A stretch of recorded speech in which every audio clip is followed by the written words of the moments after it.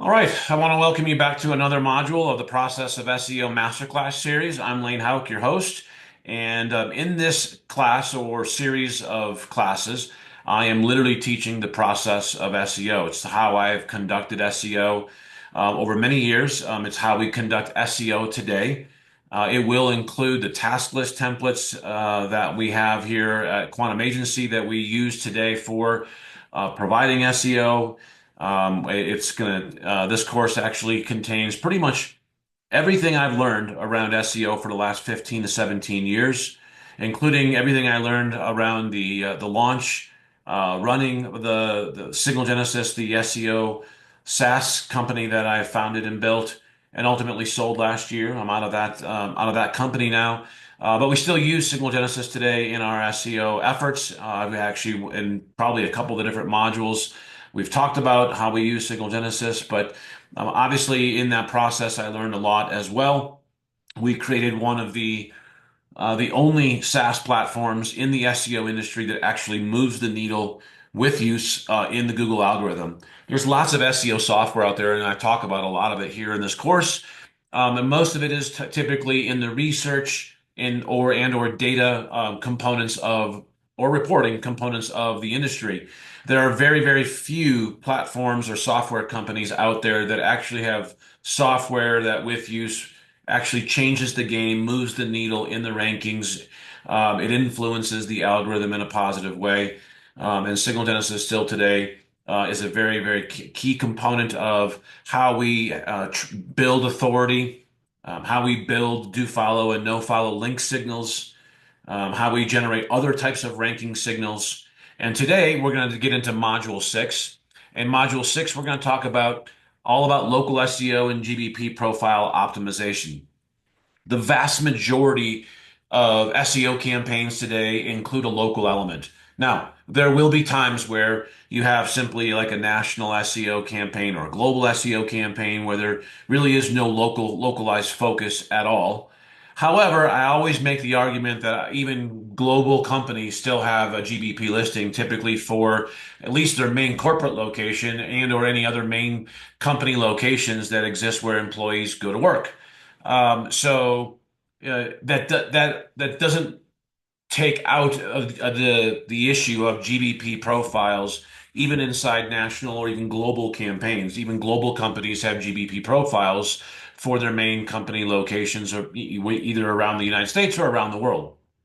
So there's almost always a local element. I think the only time that I really don't see and probably don't recommend a local element or at least a GBP profile is inside e-commerce stores because e-commerce is purely online.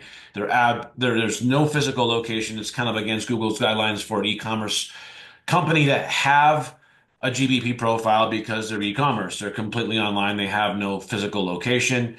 They don't have a service area. They typically service anyone who comes to their website, right? So that's about the only use case where I don't see a GBP profile in play.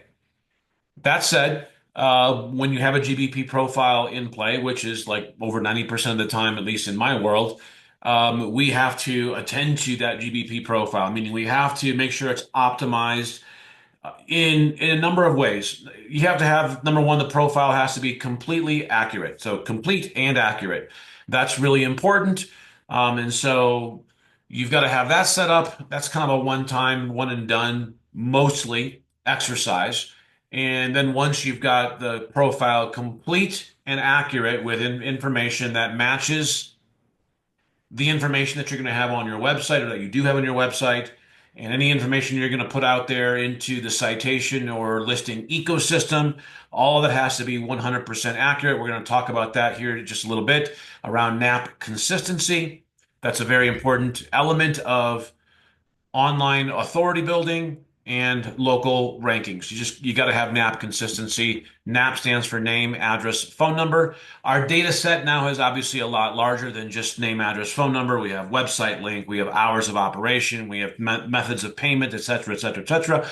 However, all of that data needs to be as consistent as is possible across the entire online ecosystems, which means your website, your review ecosystem, your listing ecosystem, and anywhere else. If you're doing anything like chambers of commerce, where you're going to have those would be considered citations, but sometimes you have to buy those one off, and you want to make sure that that company that you are getting it, whether the Chamber of Commerce or whatever, gets your NAP correct. Okay, so we'll start with obviously the first step, which is you got to have a Google business profile. So if you don't have a GBP profile, then you need to claim and verify the listing by going to google.com/business. Now, there is, that's a whole exercise unto itself. And I have a module here around GBP verifications and re-verifications and suspensions. Okay.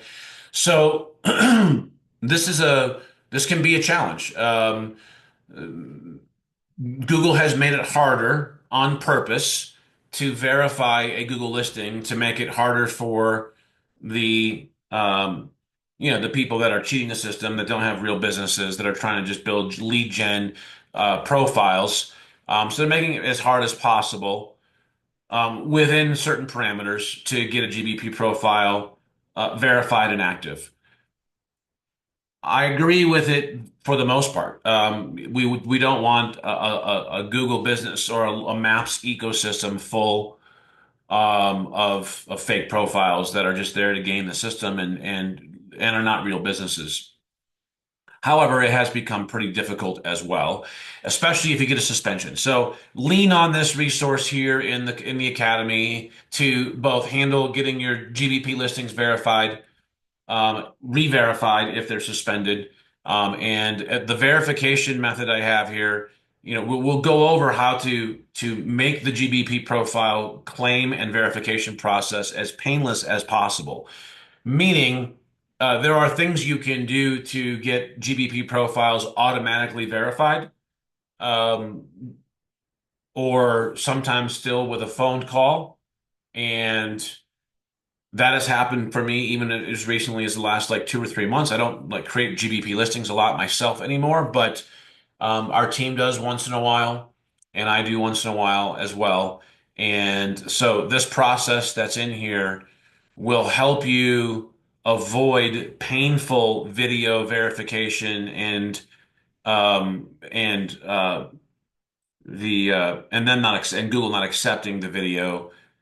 That can be like an over and over process and very, very painful at times, even with legitimate businesses at legitimate addresses with legitimate locations, like everything's legit, and the video verifications can still be a pain. So, if you want to have your GBP listing claim and verification process as painless as possible, follow my process here in this resource in the classroom, GBP verifications and re-verifications. Okay. So jumping into so we're going to assume now at this point that we've got GBP listing that's verified and active, and we want to go through obviously the core elements. I'm going to make this process here very, very easy for you because I've got an auditing template right here that you can use to put in both your target entity, meaning the company or entity, as I call them, because that's how Google refers to them and looks at them. But anyway, the entity here, that is, you're going to put their link here, their name here, and then the three competitors here. And then you can audit, you don't have to do all three competitors. You can do one competitor, whatever you want here, but this is a good guideline to help you go through. All right, what's in here? Are there any keywords in the listing title? I don't recommend that, although it can help rankings. What you're really doing is you're changing the business name to something that it really is not, unless the company truly has the keyword in the listing title, and that's how they've actually registered the company with their local state Department of State, and that's proven in their articles of incorporation and or a doing business as fictitious name, assumed business name filing. So, absent that, don't add extra keywords to your listing title, even though it can help. I don't recommend it because if you get if the GBP listing gets suspended, and it can get suspended by changing the name or revising the name, if it gets suspended, then you're going to really have a hard time because now you won't be able to actually verify with filed documents what the actual company name is. So that's why I don't recommend actually putting in the keyword in the listing title unless the business name is has the keyword in it. So just be aware of that. Locality, again, same exact thing. If you have multiple locations, then for sure it's an easy thing to say. Like ServPro does this nationally, and they do it. The way they name all their franchises is ServPro of and then locality. Um, if you're multi-location, great, but stick with your brand name, okay? The brand name is more important than stuffing the title with keywords or localities. You want to build brand name authority, and you don't want to dilute or change your brand name or create confusion by changing the brand name just because you think that, hey, let's optimize the brand name or the company name or by putting in keywords or locality in it in the GBP listing. That used to be a lot more um, important, in my opinion. It's more important now to have a unique or the brand name be consistent at all times in all use cases and to really build brand authority with brand mentions, use PR, use Signal Genesis for that. We did a lot with building brand name authority and brand name recognition within the Signal Genesis ecosystem. So when you use the PR, Signal Genesis PR platform, that will help with that. What's the primary category? What are the secondary, any secondary, tertiary categories that the listing has? What website URL do they have in the GBP listing? Specifically, is it going to the home page or is it going to a location page? We're going to talk about location pages here in a little bit. Does it have local business markup, schema markup for local business, especially on the local landing page or location page, which again, we're going to talk about here in just a minute.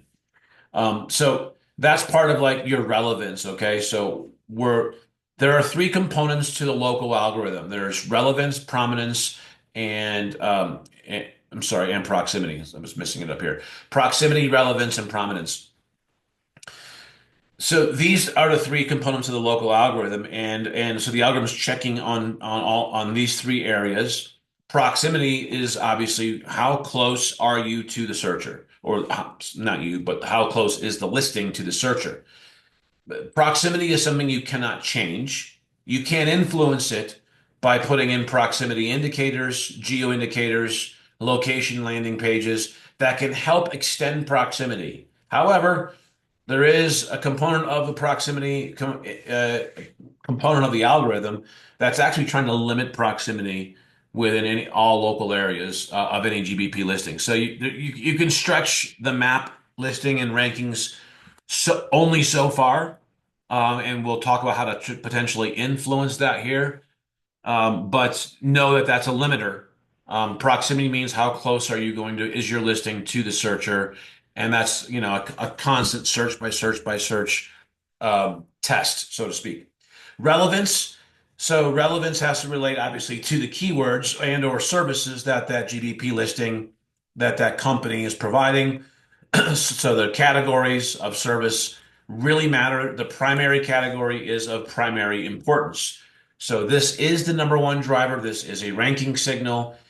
Do not get this wrong. You can have as many secondary categories as you want. However, I would, say don't go beyond relevance just to provide more categories. Okay, just to think that that's going to help.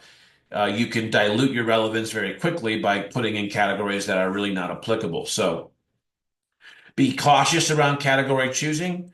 Add secondary categories as they're applicable and relevant, but do not go beyond relevance in the picking of secondary categories. And make sure that your primary category is the number one service revenue driver or revenue driver into that business. Okay. So pick the primary category that is the most relevant to the service or product that drives the revenue into the business. Because otherwise, because this will actually drive the most in terms of your rankings. Okay, so just make sure that you have primary category chosen well and chosen properly, very purposefully. Okay. Prominence is about authority. So prominence is built through reviews for sure.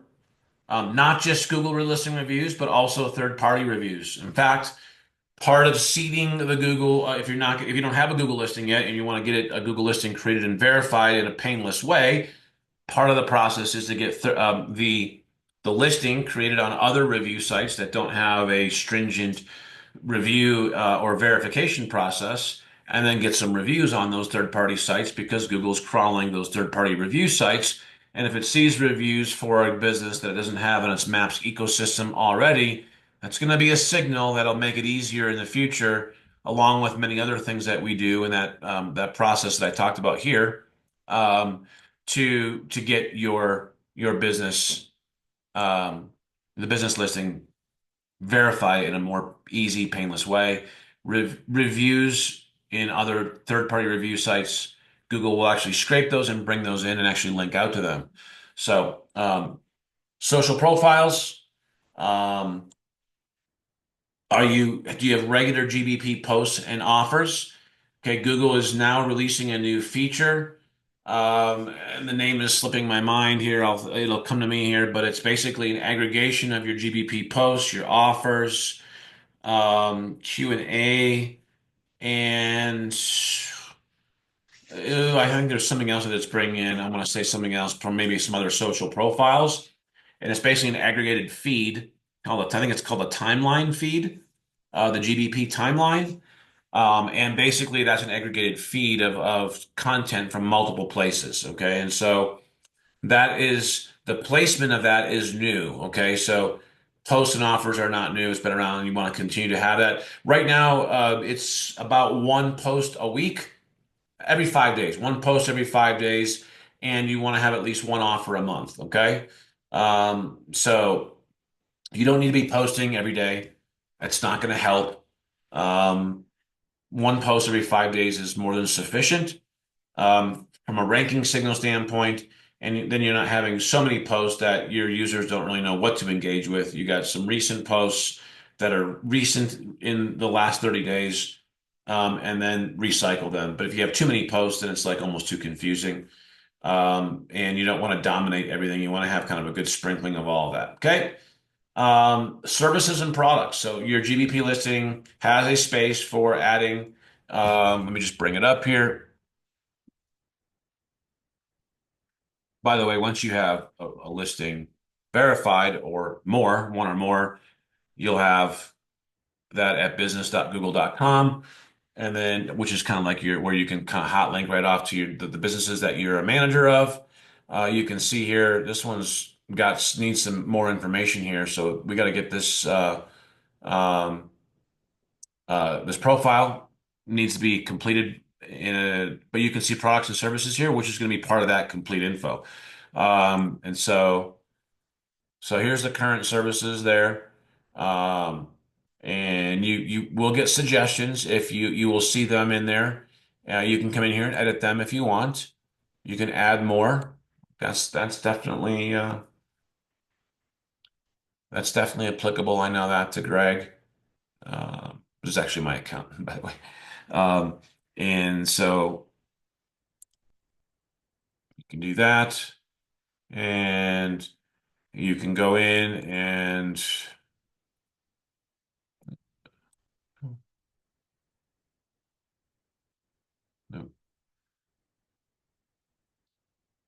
so I'm in services. Let's see here. There it is. So once you click into it here, this is where um, you can really optimize this by adding a service description. Okay. And so we have a service that we provide on this. We just need to get the guy enrolled in this. But you click in any one of these in these service descriptions, you get 300 characters here to optimize what is this, and that's where you can put your keywords and entities in a very short description. Use AI to do this. Very easy. You don't have to put a lot of brain power and time into this other than by using AI and just copying and pasting with a good prompt about, I want, good service descriptions for our GBP profile. I'm going to give you the service description. I want you to give the service. I want you to give me the description that's rich and optimized with keywords and related entities. And it's got to be at 300 characters or less. Boom. and you just feed it the financial planning, feed it the other services, copy and paste, and you're good to go. Okay. Um, so make sure that you have products and services. A lot of times you think, well, I don't really have products. Um, well, really, services can be products. They really are officially a product in the online world. And so you can create products that kind of mirror your services and create your categories and your descriptions. You get a much longer description here for the product versus a service. You can actually link here to the product. So you can link to that service page right here. And so I highly recommend you can actually add a photo. And so I highly recommend that you transpose your services into products as well. You may not have as many products and product categories as you do services, but you at least categorize them at the high level and link to your service pages here, add your photos, all that. That's very, very good way to optimize and complete the GBP listing as well. Obviously, things like business description, there's all that stuff is in here. Hours of operation, phone, website, appointment links. If you have a good optimized location page, then that's the page that you want to link to in your GBP listing, not the home page. Very, very important. Most people just link right out to the home page in their GBP listing. If you have a good location landing page for the city that your GBP listing is in, then use that. But make sure it's an optimized landing page or location page. We'll talk about that here in just a moment. Um, Ongoing, make sure that you've got GBP posts, offers again monthly. Make sure you're adding high quality photos and videos weekly, every 7 to 9 days at the most for photos and videos. I just talked about this and enable messaging if applicable. Google is constantly turning on and turning off features and stuff. So just make sure it's sometimes messaging is not applicable or available on all GBP listings. So just monitor that. And we talked about this as well. Every 5 days is about the right cadence. Keywords, and I just mentioned it, but this goes back to I think module 2. But use your entities as well. Related entities are very, very important for relevancy. Okay. Really, really important. Okay. Do not overlook the use of entities everywhere you possibly can in your GBP listing, in your content, in your blog articles, in your PRs, on your websites, pages, everywhere. Okay. You want to establish and help the algorithm with relevancy. And it's not just about keywords anymore. Entities are very, very important. Uh, this is a big topic of, kind of argument here. Do geotagged images make a difference? My opinion is yes. Google will strip it before it throws it into the actual listing, but it reads it first, okay? And so Google will read all of the geotagging and metadata in the images. Um, and so some people say it's not worth it. Some people say it is. I'm in that camp. Okay. Still, for years I have been. I just think it's worth it to send that signal to the algorithm because I know for a fact the algorithm is reading that image. Now with Google Lens, it's not only reading the metadata, it's actually just reading the actual image itself to get context and relevancy signals from the image itself beyond what's in the metadata. So you can use there's lots of free tools to add the metadata. If you take photos with your cell phone, unless you have that feature completely turned off, it's going to automatically add location-based metadata to the images, which is really good, which is why we tell clients take the photos with your cell phone, and then we give them a specific URL, upload those images right from your phone to this landing page URL, and then we can get those images directly from their phone and then upload those right into the GBP listing, and that local metadata from that client's direct location when they took the photos comes right through. So here's the link to the template. It's just going to force you to make a copy of this. Okay. Um, I also include these two. There's a lot more that we can get into. We've already talked about this in the previous module in terms of technical SEO, This is really important, and this is actually influencing local algorithm rankings. The March core update, as far as I can tell, put a greater emphasis on technical SEO within the local maps ecosystem. So the local maps ecosystem or algorithm is actually being influenced, I think, more heavily after the March core update by technical SEO signals that it's getting from the website. So I put in here that what is the DADR rating, because even though this Google does not use DADR, it use PageRank. Um, this is a good indicator, okay? And that's all we're looking for, is where is this website domain as compared to competitors, in terms of their root domain authority. I want to know that, because if I see higher scores here and lower scores here, and then I see rankings, being challenged or challenging to increase rankings, then I know I got to focus some efforts on the website. You can increase DADR through a number of different methods. And also Google page speed test is also important, especially mobile. Obviously mobile and local maps ecosystem, the local algorithms looking at that. This is influencing things in the local rankings for sure. Okay. So that's why I've added these two. You could go into a lot longer list around technical SEO, and it wouldn't be a bad thing. I just put in these two as the highest level to really just kind of get a gut check on where we stand with some big KPIs around the website, that can influence our local rankings. Do you have a lead gen form? Do you have a phone number? Do you have an offer? Do you have social proof like reviews, on the website, on the landing page, um, especially your location pages, like that's, wherever you're sending your service pages, wherever you want to build authority, wherever you want eyeballs, people to land, which is typically your service specific pages, your location specific pages, sometimes your homepage. It's just going to happen. People are going to go there. So I want to make sure that homepage, along with these other aforementioned pages, are optimized well from a conversion rate, components, that you actually convert traffic as much as possible when it lands. That's also a signal, by the way. So, from an SEO standpoint, we don't want to just have bounce traffic, right? So, we want to have good CRO, which means is our offer clear? Do we have a way for them to contact us, right away, like in the fold, above the fold? We don't want to have like all that stuff below the fold where people have to scroll to find, how do I call? How do I fill out the form? If you wanted to fill out the form, then put the form right at the top. Okay.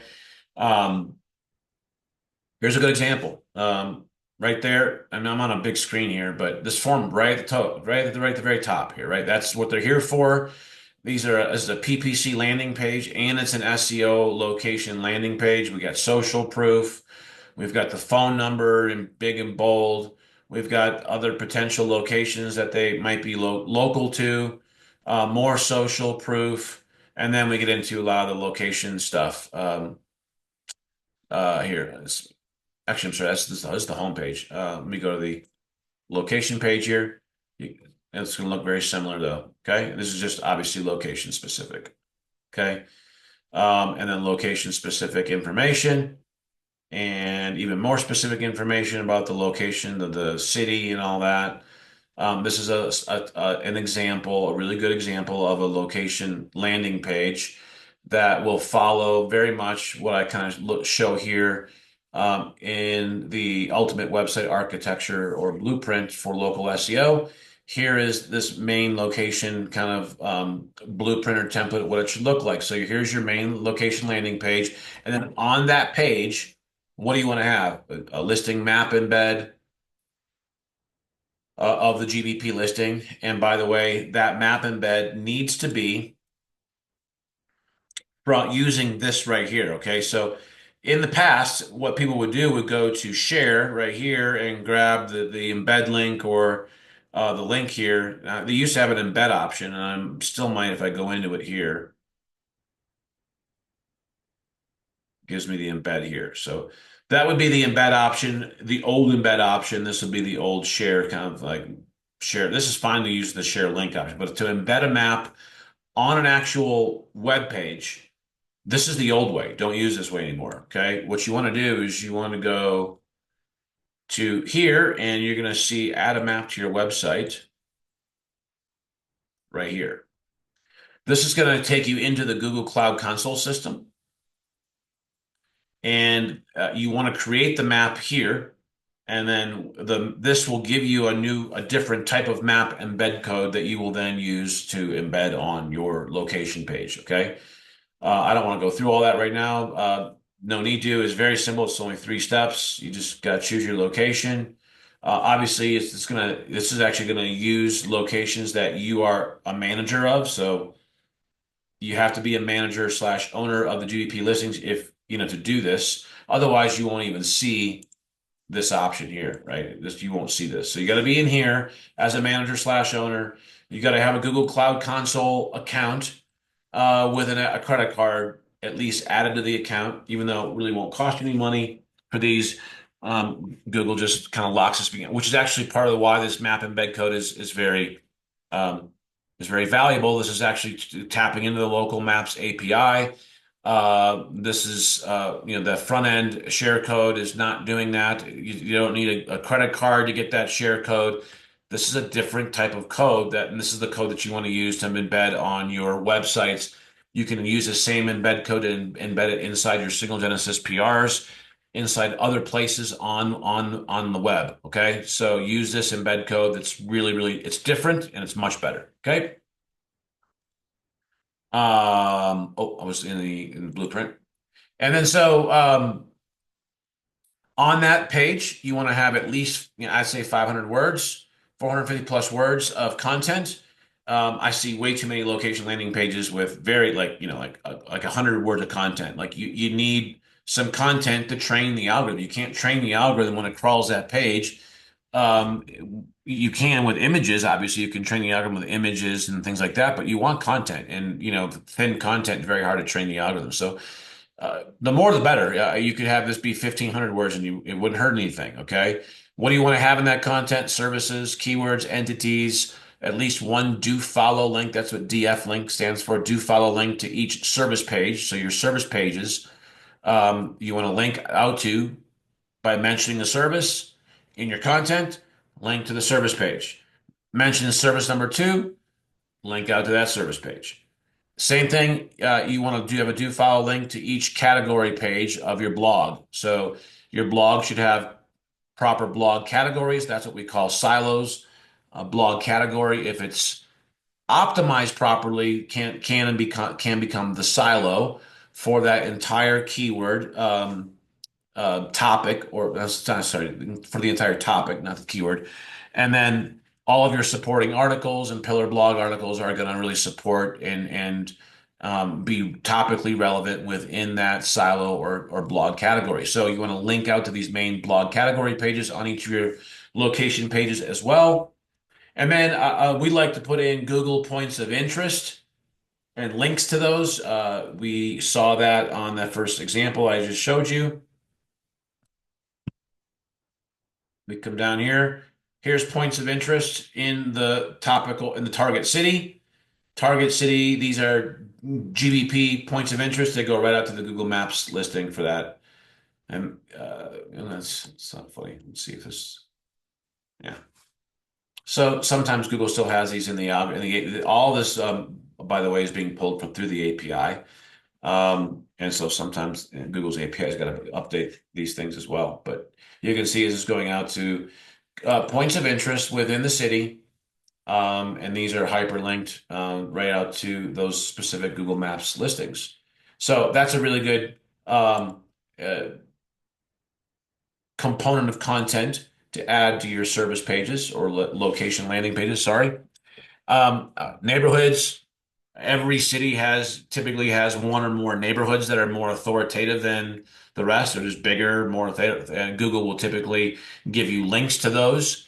Why not put those neighborhoods? It's location specific content. It's going to help with relevancy and with proximity if you're using these location pages to start to spread or expand your proximity rankings. So what we typically do is we go to Bright Local. and we will use Bright Local to pull the search grids. You can also use Search Atlas to pull the local search grids.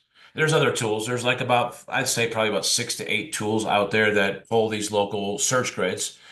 We use Bright Local because um, it has the best API to get that data, and we pull that data in through the API and then use AI to do reporting from an automated standpoint. So we wanted the most robust API around those local search grids, and those local search grids that we pull here indicate where that GBP listing is ranking in a grid. So as it relates to proximity component of the algorithm, obviously, the further away we get from the target GBP listing, the harder it will be to rank because the proximity component of the algorithm is going to try to limit us. So what do we got to do? Well, we got to try and create more relevancy uh, around zip codes or cities that are further away and convince the algorithm that we're very relevant out here, actually. And we should be ranking out here because we're actually authoritative and relevant in this location out here. And so where it says 6 here, we would try to move that to a 2, just like that. And how we would do that is we would use the zip code or city where this 6 is in our content, or we would create number one, a location page for this particular city out here, wherever this is. And maybe these three or, 2 or 3 or 4, um, you know, pin spots out here all represent one city. Fine. There's definitely going to be different zip codes within these different 4 pin areas. There might be one shared city. That's fine. So we create a location landing page for the one shared city. And then we'll use zip codes. We'll use zip codes as hashtags.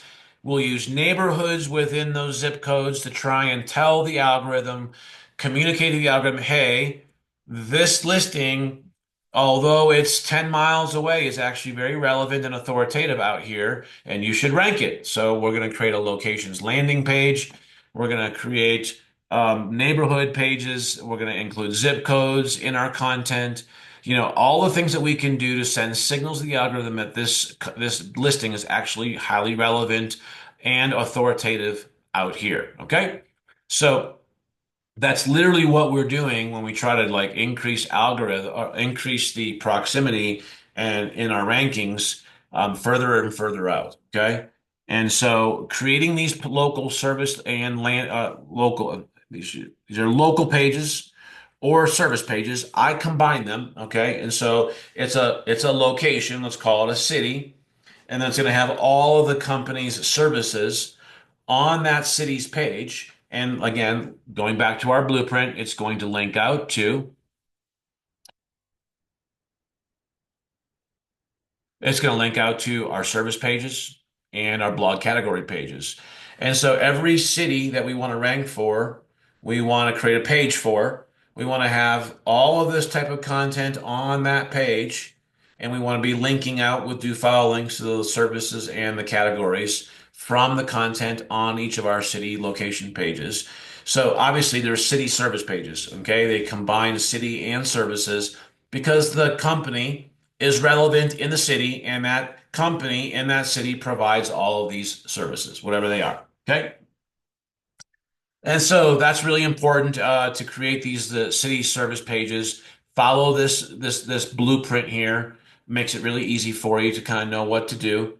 And yeah, so we want to have basically in those pages, we want to have the page title with our H1 be the service plus the location, location plus the service. Um, so make sure that's in your H1 tag. Make sure you have localized content. I just talked about zip codes, landmarks, neighborhoods, boom, boom, boom, right? Tari talked about the Google Map, link to the corresponding GBP listing. Obviously, if you have a Google Map embed, you're going to have an embedded link there as well. We talked about this earlier. Make sure you have local business schema on each of your location service pages and the internal links to relevant services and the blog content. I already talked about that. So we've already covered all this, but this is exactly what we want to see in our different pages. And so I'll give you some other, kind of quick examples. So here's a locations landing page. And then here we link out to the two locations here. So Chandler location, hit read more. You can see the map embed there. And then here's content, map embed. Here's more content, more content, more content, more content, more content. Lots of written content, text content, image content. We're sending lots of the right relevancy signals here. Okay. Um, Social proofing, talked about that. And then our links to points of interest. We got bus stops in here, driving directions, more social proof and reviews being pulled in from the GBP listing via the API. This is a highly, highly, highly optimized location landing page with all their services, images that are conveying what their services are, that Google Map embed that's using the proper map there. All of that, is all right there on that landing page. One more, I'll give you one here. Here's another one for bail collision. If you go, we got a location page. We got our two locations, and then we have lots of content, all the services that we provide, localized content, etc., etc. Okay, so make sure that you follow kind of this page structure and template here. You can create a page template in WordPress that makes it really easy to duplicate these, and then just gotta just change out the content. I've already kind of shown this to you. Also, make sure you URLs. This needs to actually be that. Okay. Highly recommend that you have your structure, that your URL structure look like this, which is what I just kind of showed you here. Okay. Whether you have, Chandler or Chandler-AZ, the algorithm's going to know exactly what you're doing here. So it's, that's up to you. Depending on where this should include the state is when you have a regional multi-state operation versus a small med spa plastic surgery. It's got two locations in Arizona. In this case, it's no big deal the way here. If this was a multi-state, multi-location type of operation, then I'd have basically it would look like this. Okay. Um, that would be the best way to represent multi-state. And then you have your cities within each state. So when you have larger companies that have, dozens to hundreds to maybe thousands of locations, the URL structure does really matter here. When it's a one or two, three location in one state operation, you don't necessarily need all that. Okay. So um, that's that. Let me go back here. NAP consistency. Okay. So we talked about this just briefly earlier, but NAP stands for name, address, phone number. The NAP data set obviously is going to include a fair amount of what's in a typical GBP listing. So name, address, phone number, website link, hours of operation, payment methods, logo, maybe cover image, profile image, logo, two, three, four images, um, social profile links. Okay.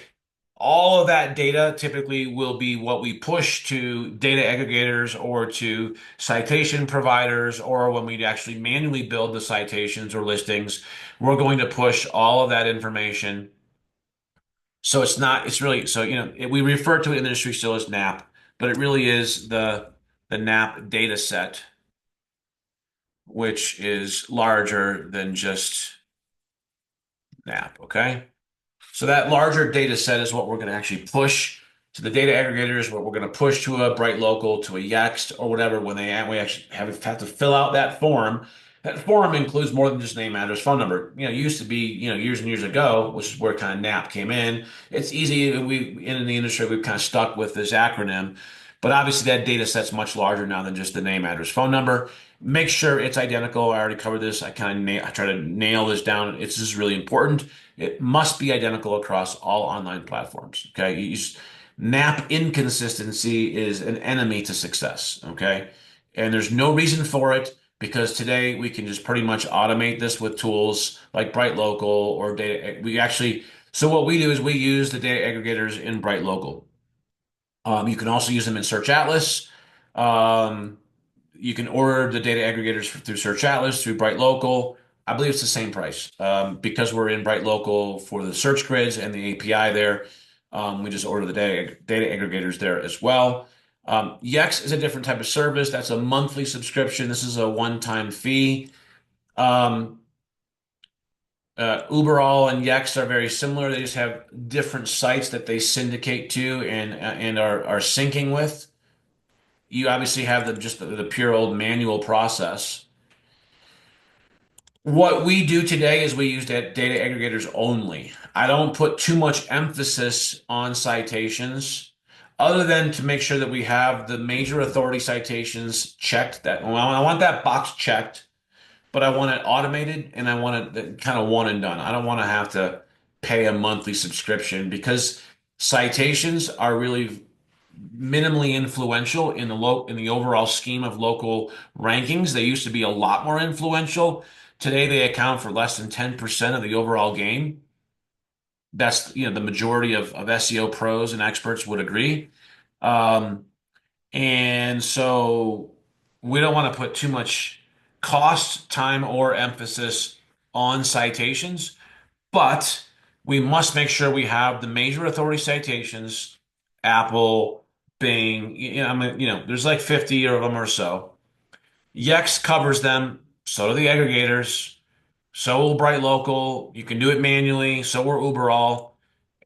We just do it. We do three aggregators throughout the first year, and then we're done with citations. That that submission allows us to ensure NAP consistency because the same data set is given to all three aggregators. We do aggregator number one, which is like right here. I think we do data axle in month one.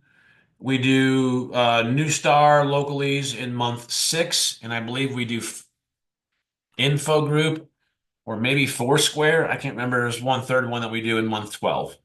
Um, they're all similar. Like, this is not like, there's nothing to get wound up around the axle around. Pick an aggregator or two or three and knock it out. It's a very small, minimal one-time cost. It makes sure you get NAP consistency. Yeah, there are some other ones that can be very valuable. These are very valuable in local communities. So when you can get local links from a chamber of commerce, you just got to pay to be a member. So you're paying for the link, but the link is very valuable. So for, 100, 200, $300 for the year, it's very, very valuable just to join the chamber, just for the damn link. Like, seriously. The link is authoritative. It's really good. Every business should do it. Just for the links alone, just make sure you pick the most. If you have multiple chambers because you're a bigger city, pick the larger, most authoritative one to get the link from because it's just going to make a difference. BBB, I don't like I think it's kind of a racket, but they are valuable links. Just the bottom line. Um, we use the aggregators to do this, and we use Bright Local to order the aggregator listings. Finally, review management and reputation building. Reviews are very, very important. Reviews are very, very important. I'll say it one more time. Reviews are very, very important. They are a local ranking factor or a signal, and they actually move the needle. Okay. So, if you're an agency owner, this is something that you cannot do 100% for the business. Like, they have to do some of this, and they have to do a good job of their service delivery. Otherwise, they're going to get shitty reviews, and then that's going to be a whole different issue to deal with. So, the business is going to have to participate with the agency. If you're a business owner, hear what I just said. If you have an agency, you're going to have to participate with them if unless you're doing this on your own.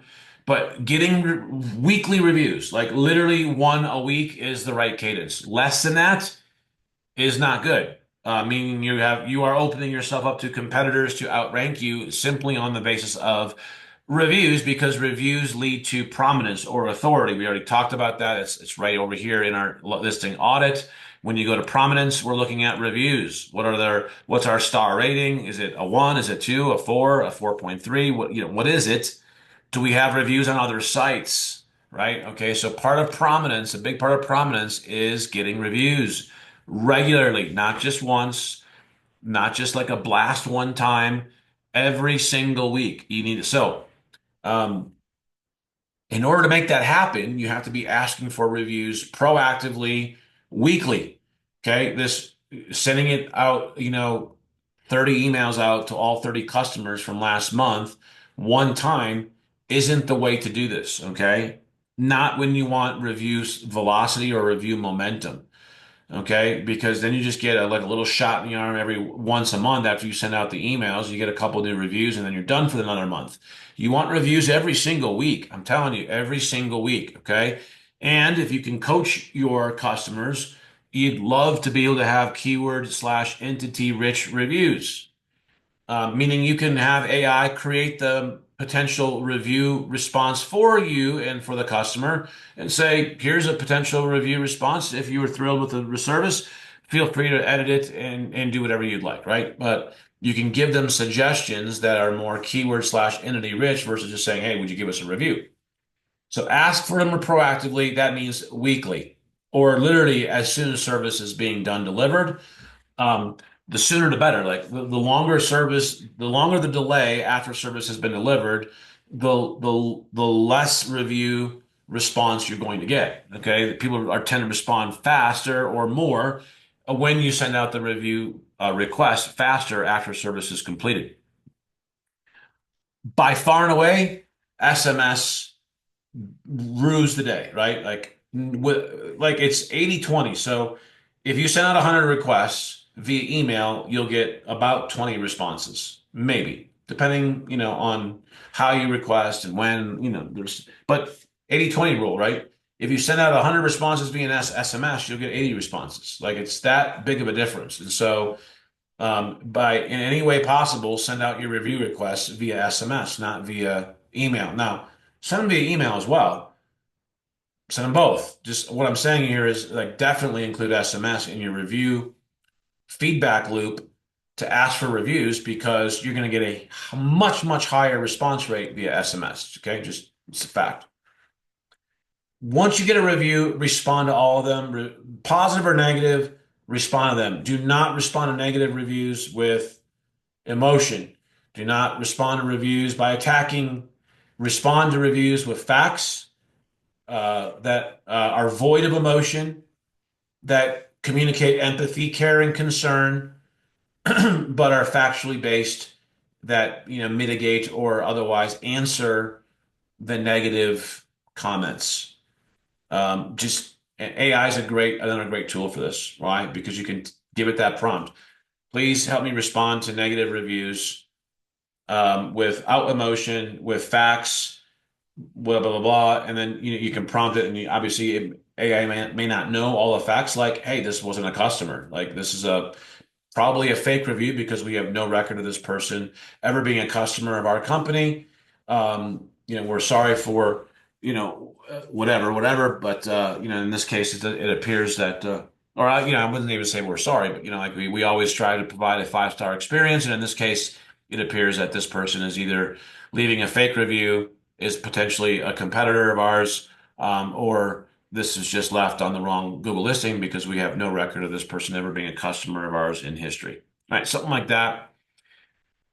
Factually based, no emotion. Don't call people names. Just you want to just reflect well on the company and how you respond. And obviously, positive reviews are easy to respond to. Keywords and entities. Say it again. It's kind of synonymous for me right now. It's keywords slash entities in reviews help reinforce relevance. Okay. Photos really help. Add credibility. Also, Google reads the images. They do. Google Lens, go try it out. Um, be I would say add 2 to 3 Q&As per month to your GBP listing, at least currently. Now, this may change, and all of this may change with GBP because they change these features and throw things in, take things out. They change the algorithm, so certain things that are signals may not be signals tomorrow. Certain things that are not signals today may become signals tomorrow. So this can all change literally with it one algorithm update. But as it stands today, and as the feature allows today, add Q&As 2 to 3 times a month. Uh, this is wrong. We can, we use GHL. So this is just a double line there. So GHL is the best way, in my opinion, to automate review requests and responses. That's go high level. Um, and if you don't have a high level account, there'll be a link here that you can go get one with my affiliate link, and I'll do an actual setup with you if you use my affiliate link as well. So make sure and let me know if you use that. But GHL, most agencies already have their own account, and actually a lot of businesses already have a GHL account. So, in my opinion, it's the cheapest and best way to automate review responses. I'm sorry, review requests and responses. That's the best way to do that. All right, so we're pretty much wrapping up here on Module 6. We've talked about how to just kind of audit and then optimize the GBP listing. I've given you kind of the cheat sheet here, the auditing template. This is what to kind of go in and look for. You can go in even deeper. This is a quick template here. This is not exhaustive, okay? Like I talked about here, you can go into an exhaustive technical SEO audit because there are other signals that Google will look using them in the local ranking system that are coming from the website, not just these two. Okay. This is kind of to help you to just do a quick audit to figure out where are we at, what are some of the big things that we've got to really look at. Um, you can obviously go deep on all the products and services. We talked about that. That's really important because you can really optimize within the descriptions of those. So that's one area that I see a lot of GBP listings, and even this one included, are not leveraging. And so make sure you've got this down into green that says profile strength, that's got complete info. And so a lot of times it's photos, like everything is complete, but they don't have like the logo or the cover image or social profiles. That's a new feature, that was added maybe a year ago, give or take. But now it leads to completing your info and having your profile strength be in the green. So if you don't have these filled out, sometimes people don't have them. Like, and this is a very relevant example where accountants just typically they don't participate on social media. Like they're not there. And so sometimes you're not going to be able to provide that because they're not there. And it's not good to have a social profile and have it not be active. Like that's really not good. I'd say it's really good to have the Facebook page regardless because you can have your address. It's a listing, it's a local page. But if you don't like, if you're not going to participate in Twitter or Instagram, or I would say, LinkedIn company page also, it's another NAP opportunity. So Facebook and LinkedIn, I would say you encourage the business to have them if they don't participate in social, just because these are listings, citations, and you can get reviews, and you want that. So just make sure that you're really, working on hard on completing this and getting this to green. Usually you get it up into this area here. I don't think I've ever actually seen it 100% like filled in with green for one reason or another, but you just want to see it in the green there. It'll just say, like it'll turn green here and say, completed or whatever, something like that. All right. So that wraps up module 6. Audit, optimize a GBP listing. That's a good hands-on task. This is a great way to actually prospect. Okay, so if you're an agency, I made a living off of just auditing GBP listings and websites that were ranking on page 2 and beyond, and then calling those companies and literally saying, "Look, I'm not doing this in mass quantities. I'm calling you personally because I've audited your listing. I'm right here in the United States. This isn't some automated phone call from someone in India. My name is Lane. I have an agency here in, wherever.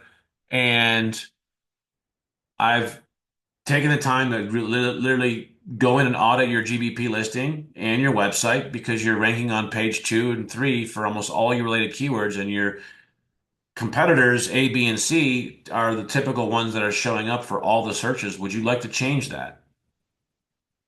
That's it. That's the pitch. It's either yes or no. If they hang up on you, so what? Move on to the next one, right? Like, their loss for ignoring their online presence. But for those that are on page two or three, something's wrong, right? If they were doing everything right, if their current agency or their current marketing person were doing what was right, we're following what I'm teaching here, they'd be ranking on page one within 3 to 6 months.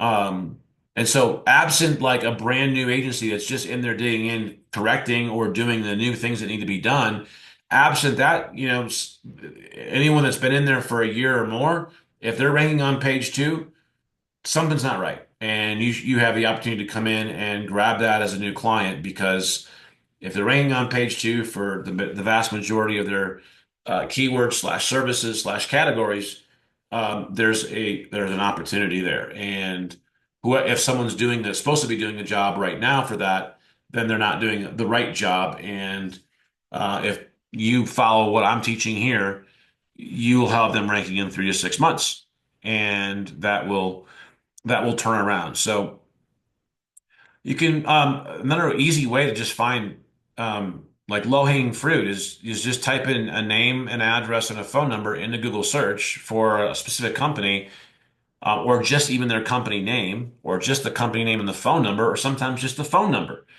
Yeah, any combination of those quick searches can see how consistent is the information online for that business. Oftentimes there's like vast inconsistencies. Like they've changed their name, they've changed location, wrong phone number is still out there.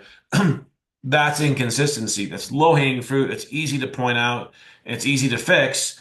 But honestly, businesses don't know how to fix it.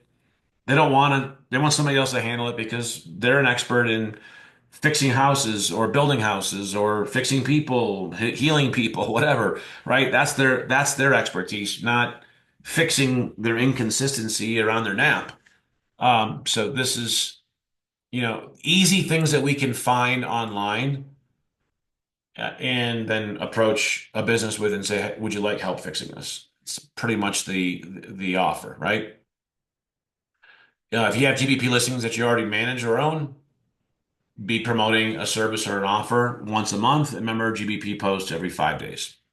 All right, I hope this module 6 has helped you get a better handle on kind of the major components of local SEO and GBP profile optimization. Remember, relevancy, prominence, and proximity. Those are the three components of our local algorithm. We talked about how to build prominence, use signal genesis, get reviews, how to include relevance. I mean, that's all in your content and your entities and in your location-based usage of location-based indicators as well. And then proximity, we talked about how to expand proximity. We talked about what things are going to limit your proximity, the algorithm that is, but how you can expand it, and then how to use the search grids to kind of test and evaluate how are you doing in moving your search rankings in proximity outward, kind of in a consistent way. At some point, even the best people are going to hit up against a wall with proximity. You're not going to get you're only going to get so far, I guess is the point.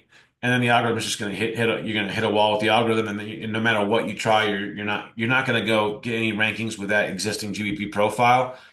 And when that happens, oftentimes, the solution is to go multi-location, the business to expand and get a second location in a different, geo area and get a legitimate Google approved type of address that you can get a GBP listing at and start ranking in that local area at location two. And then you can keep building a business location by location by location in an expansion kind of way, and in an SEO ranking way where you start ranking in multiple locales for the same type of business or for the same business and the same types of services that they offer.